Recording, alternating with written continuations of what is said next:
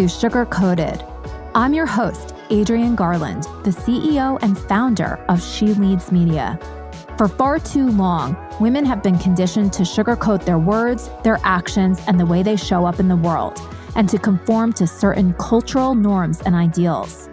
This is inherently designed to keep those who are outside of the norm from gaining power, prestige, wealth, and influence, preventing more women from being recognized and respected as the powerful leaders that we truly are. Join me each week as we dive into raw conversations with remarkable, uncompromising, and inspirational women that will encourage you to strip away your sugarcoating and move boldly in the direction of your magnificent dreams. This episode is brought to you by She Leads Live. It's the conference for women entrepreneurs and leaders, taking place in New York City on November 10th and 11th, 2022. We cannot wait to see you there. We're coming back after a couple of years taking off, and we cannot wait to share our thoughts, our ideas, and network with all of you live in New York City. So go out and get your tickets today. You can go to sheleadsmedia.com and look for She Leads Live 2022, or you can go over to Eventbrite where the tickets are sold. Just search She Leads Media and look for She Leads Live 2022. See you then.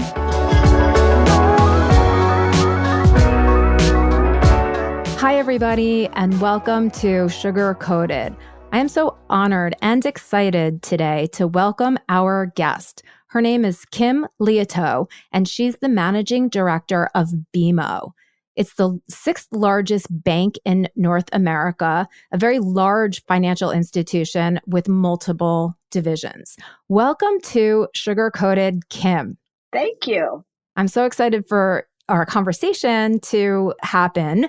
You know, it's so important for women entrepreneurs to really understand their finances, their wealth position, and just how to sort of grow their businesses in general. And I think oftentimes we don't take the time that's necessary to really educate ourselves around all of the different financial options that we have.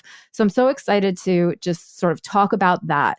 But before we do, you are a leader of a major financial institution. And so I'd like to hear just a little bit about your story and your background and how did you get to this leadership position at BMO?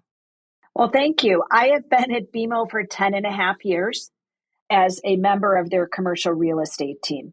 And over those 10 and a half years, what I've really appreciated at BMO is their support and interest in advancing females in the organization. And so I have had the opportunity to rise to more meaningful leadership levels over the last 10 and a half years. I've been for 5 years running their commercial real estate business, and this year have taken on responsibility for a couple of other divisions within the commercial bank. So my success at BMO, a function of their support of women, of their recognition of hard work.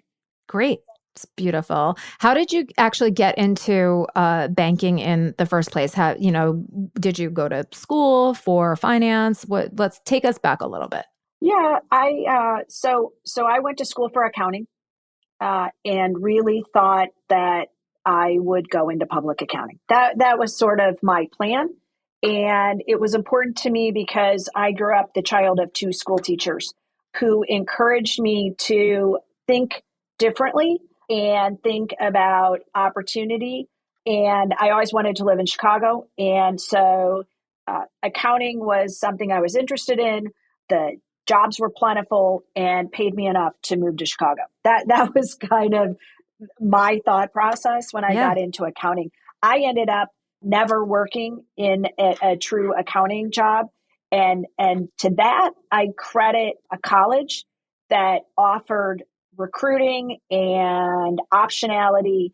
And I literally stumbled into a job in finance because I pursued all options available to me. And I found a job at a finance company coming right out of college that hit all my boxes, right? It paid me enough. It was in Chicago. It was what led me down the lending path versus and more finance oriented than accounting. But certainly the numbers and the business background helped me find the job. Well, and I've loved it. I've stayed in it ever since. so that speaks volumes. And I mean, I can relate to you. Both of my parents were teachers as well. And I too, I got my undergrad degree in economics and found my way into finance, just like you, not at a bank, at a different type of a financial institution. But it seems like we sort of come from the same background a little bit. Yeah. And our paths are, very different, which I think is just testament to what you go to school to study doesn't necessarily mean that that's the exact job that you're going to have when you get out of school. For all of those people who are listening that, think that they have to stick to what they sort of studied. Right. There's so much wisdom in being able to see opportunity and to take it and to see where that takes you in turn. Right. So I love that you said that your parents encouraged you to think differently, which sort of got you here. And what I know about BMO is that the organization is committed to thinking differently and to supporting entrepreneurs, and more specifically, women entrepreneurs. So can you talk a little bit about BMO? And you had mentioned when we were first discussing this topic that you really feel that BMO is sort of was ahead of the curve when it came to support of women entrepreneurs. So can you just talk to us a little bit about that? Sure. So I think what we believe at BMO, and always have, that you have to be very intentional rather than maybe make big, bold proclamations. We try to be intentional. When I talk about intentional, it's resources and it's capital, and it's not just saying it, but doing it. Having our U.S. headquarters in Chicago has admittedly created opportunities for us because we teamed up in 2020 specifically with 1871. And so 1871 is I'll call it an incubator. And it's located here in Chicago. So that was helpful, right, in creating kind of that opportunity. And so we teamed up with 1871 with building a Women in Fintech program that BMO participates in, and we have every year since. And it is a very specific and intentional program that BMO puts money and resources towards. And it is a 12-week program. 1871 helps us to select participants in that program. And for 12 weeks, we offer mentoring, we offer connections, we offer advice, and our own human resources to help these women founders through the program. That's wonderful. It reminds me, I attended the Goldman Sachs 10,000 Small Businesses program back in 2018. Now it feels like just yesterday, but it was a long time ago now. And it's very similar. And I think that I commend BMO for putting the resources behind that, because I do think that women need community and also mentorship and instruction in order to not only start these really innovative type of companies, but also to learn, how do you go about growing and scaling these businesses? And then I would think also, how do you get access to the capital that you need in order to continue that momentum? Right. So, yeah. And so just a quick question about the incubator in that program. So is that only for businesses that are in the Chicago area, or is that all over the United States? People can participate? No, it started as more of a Chicago-based program because if you think about it, it kicked off in 2020. I think it launched, if I'm not mistaken, it launched like April 2020. So, kind of participants were selected before we started to experience the lockdown effect of COVID, right? So those initial were all Chicago based. And 1871 was an on-site hub, right? Now, fast forward, the world has changed, right? Yep. so, Yep. so as often as I complain about virtual meetings, because I am of the generation that still, I like to get together with people, and it's hard for me to communicate with my team all of the time virtually. We did learn how to do it. Yeah. And so now what we have found, the round of entrepreneurs that just participated with us in the program, all over. Oh, great. So, for everything that maybe COVID took away from us, there were certainly some improvements to how we do our business and do it maybe with a wider net. So it is US focused. Great. And we have had entrepreneurs go through the program largely on a virtual basis. They of course, we have been fortunate enough that the world opened up and we could spend some time face to face. But no, the requirements really are, there is a woman founder and their focus is on fintech. Mm-hmm. Great. Yeah, this is an incredible resource that I can't wait to share with the audience because sometimes, there are many of these incubator programs, but it's sort of few and far between to find a really great incubator program that is specifically focused on women entrepreneurs and then also in fintech. And I think that fintech is such an incredible area for women to get into because it has the capability of allowing us to, design and develop new solutions that are more oriented toward women. The finance industry, as we both know, in the past, and, I think it's still like this in many places, it is heavily male dominated. So, of course, the different products and solutions that are coming out of that industry are going to be, I would say, biased toward men. There's not a lot of interesting fintech products that feel inherently, designed by a woman. So I'm really excited about this industry in general. And I know that we do have a lot of women in the She Leads community that are working in this field. So I can't wait to sort of share this resource with them. Yeah. Is there anything else, that you could talk about where BMO helps women entrepreneurs, whether that's from a financing perspective or, like a maybe even a mentoring perspective, but like a business development perspective? Sure. So beyond some of the formal programs with 1871, like we talked about, just this year in 2022, BMO announced a commitment of $5 billion in capital that we have dedicated to helping women entrepreneurs. So there, sort of step outside of the fintech focus, we have been very, very committed and will continue to be in lending to women entrepreneurs. And that's really at all sizes. You'll find BMO very committed to providing capital to women owners, women founders in all industries and very publicly.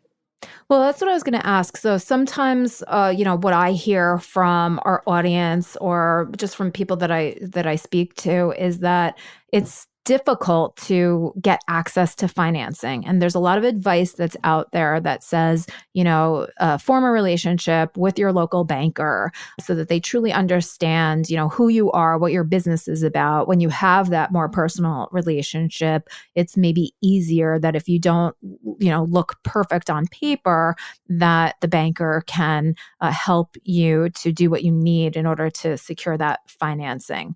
There's also, just studies done that say that women have worse credit scores, which prevent them from getting access to this kind of capital. And one of the reasons is because they're using credit cards to fund their business. And, a missed payment can severely damage your credit. And so because women don't have access to funding as readily, and then they're using a vehicle like a credit card, they're harming their credit score, which then prevents them from the ability to even, get the money in the first place. So it's this terrible, cycle that happens. Yeah. Do you have any advice for women that might either be stuck in that cycle or, how can they set themselves up so that when they do approach BMO, that they are more likely to be approved for financing? Well, you know, here's what I would say. The truth is that a lot of entrepreneurs, men and women, don't show up with the best FICO score. Okay? Because Yeah. they are using any and all resources they can find. Oftentimes, as you point out, they will rely on credit card debt. So what I think the bigger issue is, women have a harder time promoting themselves and maybe being transparent. Okay. Mm, So I would encourage people to be willing to have those personal conversations with their banks, with their lenders, understand that their lenders will listen to a story. Okay. mm, It's not just FICO score. It's not all just credit score. Be willing to present your story and not apologize for it, not feel bad about it. Be rational and open and honest with your lenders. I think another issue is oftentimes when women entrepreneurs show up, they're not talking to me, they're talking to a male. And that mhm, sometimes impacts the how the story is told. And so I'm super mm. excited because I happen to think I work for an organization that has been very progressive in promoting women in the organization. There are more and more women in banking. And so I think that the ability to tell the story and the narrative and do it safely with people that you trust and maybe look more like you will be helpful too. Yeah. So is that something, I guess it's dependent upon the area where, BMO has branch locations, or even if it's, over the phone. How can women, if they are sort of assigned a banker who is a male, would it be looked down upon to say, I'd really, you're great. I'd really love to be able to just kind of share my story and connect with a female banker. Is that something that we can even ask for? Yeah, that might be a little bit more challenging, but what I would also say is use all the resources available. Right? Mm, There's LinkedIn. There are ways to make connections. Talking to someone who generationally didn't grow up with social media and the technology that exists today, I know for myself, I've been able to figure out how to navigate some of that and use it to my advantage. And I would just say, I'm amazed by women entrepreneurs. I am not an entrepreneur. They are risk takers, hmm. smart people with great ideas. Apply that to how you find financing. Yeah. So look around, look on LinkedIn. I get all kinds of messages from people who find me on LinkedIn, and I might not be the right resource for them, but I can help them find the right resource. So do not be beholden to walking into a branch and randomly working with the person maybe sitting at the desk that day. Yeah. And not that I mean we have great people in our branches ready, willing, and able to help people. I think that the same intentionality that BMO applies to committing resources to women entrepreneurs, they have to be intentional as well when they think about capitalizing their businesses, whether it's through investors or through lenders. To be just as Yeah. intentional about that and think about it and find those resources.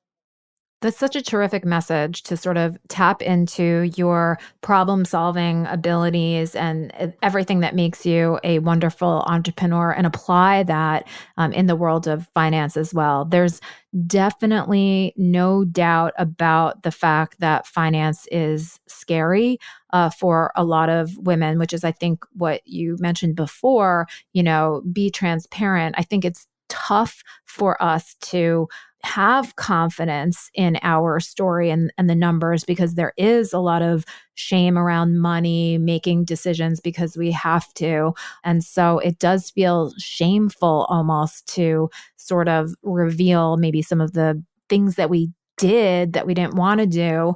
But I do think that this is such an incredible message for everybody to hear. Like, don't be afraid, share your story, do it anyway, which is what Yeah. you need to do as an entrepreneur. It is exactly what you have to do as an entrepreneur. And it's funny because, not to make it just about males and females, but a male would walk in and tell you how proud they are that they started that business and used credit cards.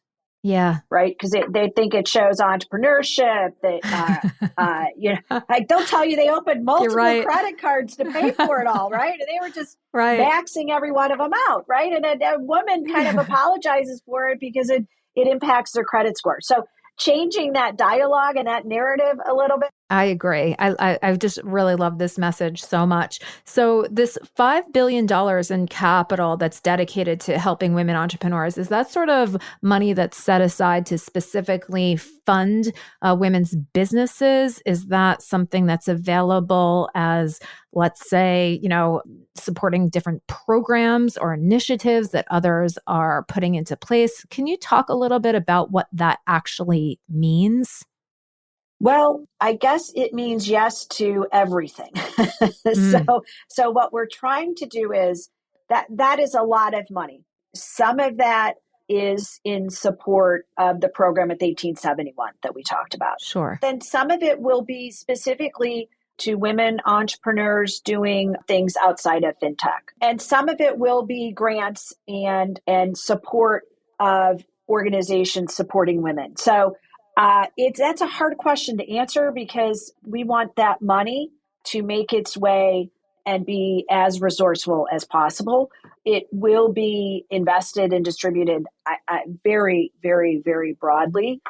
Hopefully that answers it. Yeah, no, the reason that I'm asking it is because, this podcast is called Sugar Coated, right? And so we really want to make sure that we are uncovering and teasing apart what some of these things mean. Because as you know, there are a lot of companies out there that say that they are committed to women entrepreneurs, that they're committed to women, and they will either only fund a nonprofit organization or they will only fund something that sort of, looks good. So I really like to push maybe a little bit into the zone of the uncomfortable so that I can truly understand, what does that mean? And especially for women that are doing great things, there are so many women that are in the She Leads community that are doing incredible things. Like there is somebody that's speaking at our conference, which is happening in November. And she is a single mom here in New York, and she created the Mom Film Fest. And so the whole mission behind that, and it's a for-profit organization, but the mission behind that is to get, mom filmmakers making films and providing the outlet to share their films with the world. So, an organization, it's a company like that is, I think, very worthy. But if, a lot of times, and I've experienced this myself, I'm a for-profit organization. When I reach out to some of these companies that say that they support women, they close the door on me because I'm not a nonprofit organization.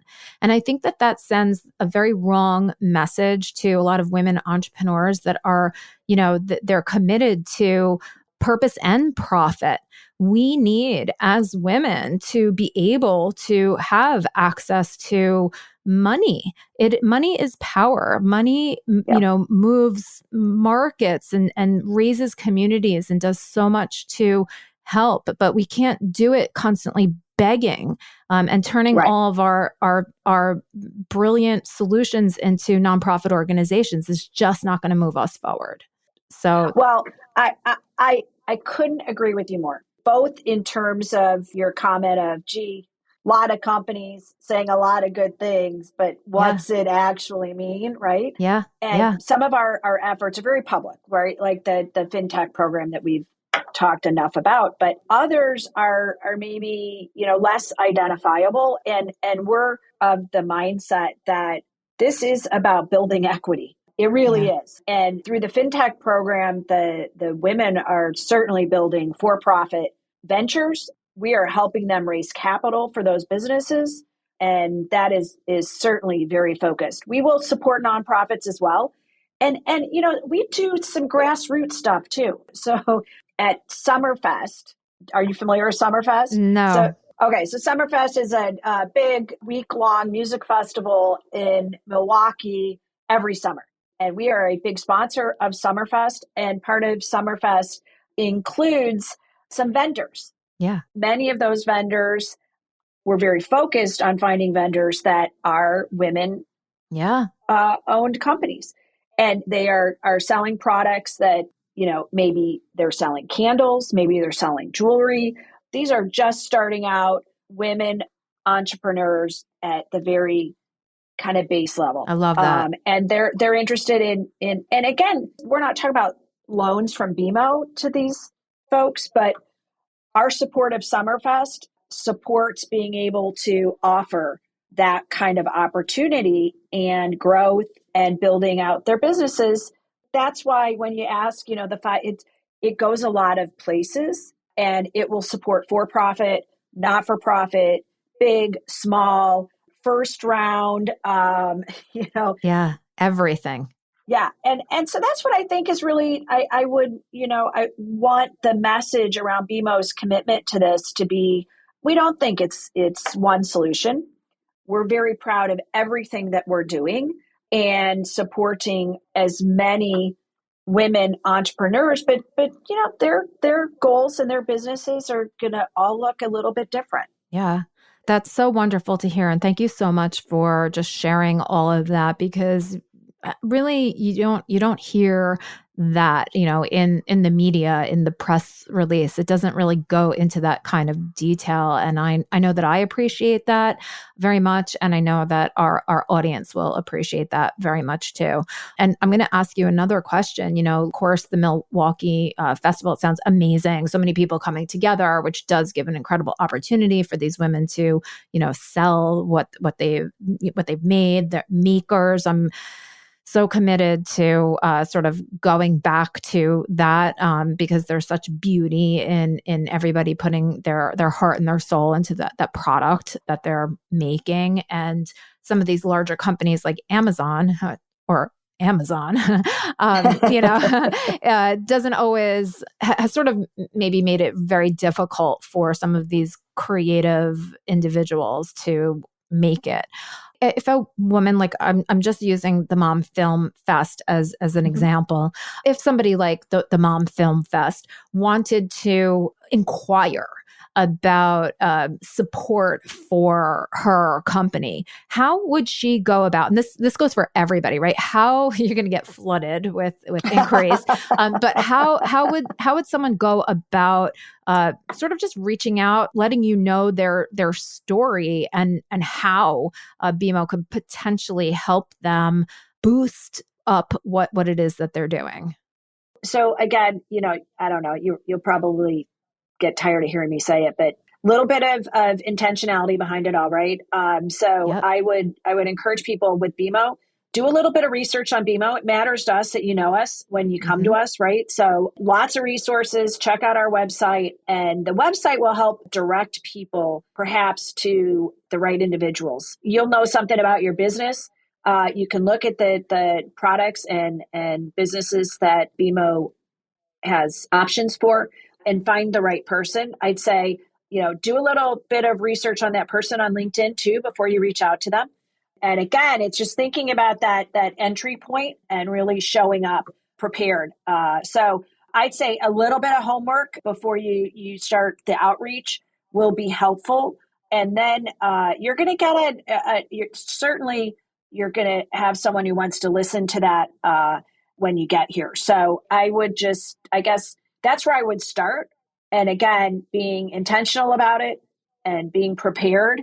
And, nothing bothers me more than getting a phone call from someone that, clearly found my phone number or found my email, but doesn't know anything about me, doesn't know what I know, and they're not prepared. And I can tell. So set yourself up for success, right? There is some things people can do to pave the way for more success. But as you said so well, capital is so critical to the success of a business, that you've got to think about it. You got to be smart about it and prepare for it and prepare for those conversations. Yeah, I love this. It's preparation and intentionality. And then I think also vulnerability in being able to share your challenges and your story as well, the good and the bad. I think that's incredible advice. And I really appreciate you spending the time and giving us a lot of background about yourself and about BMO and the different programs. I know for me, this has been really incredible, very eye-opening. And I am guilty of sometimes doing a outreach, especially when I'm very committed to my outcome, without taking the required time that I think is absolutely critical. And maybe instead of reaching out to so many, reaching out to, a handful or a little bit more than that.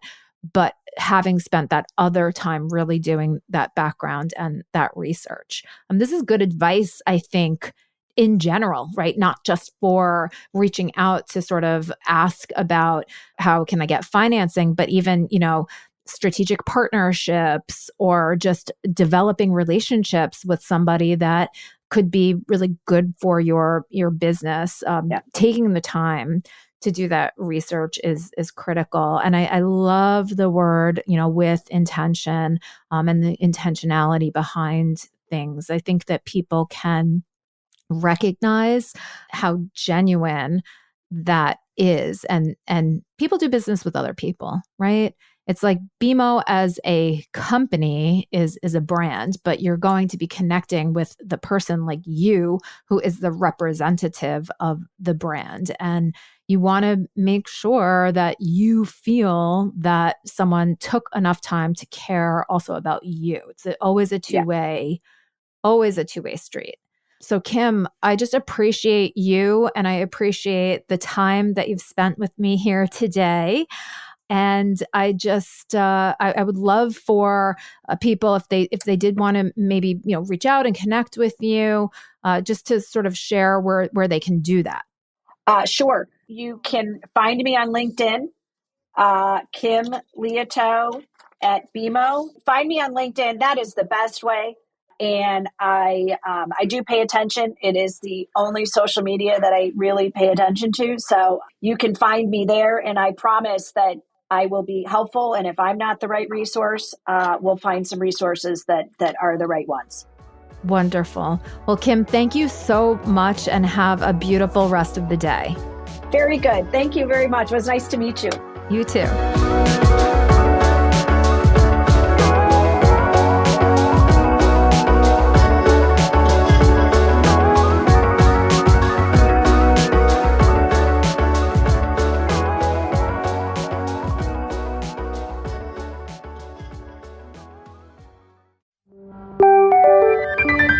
This is the She Leads Podcast Network.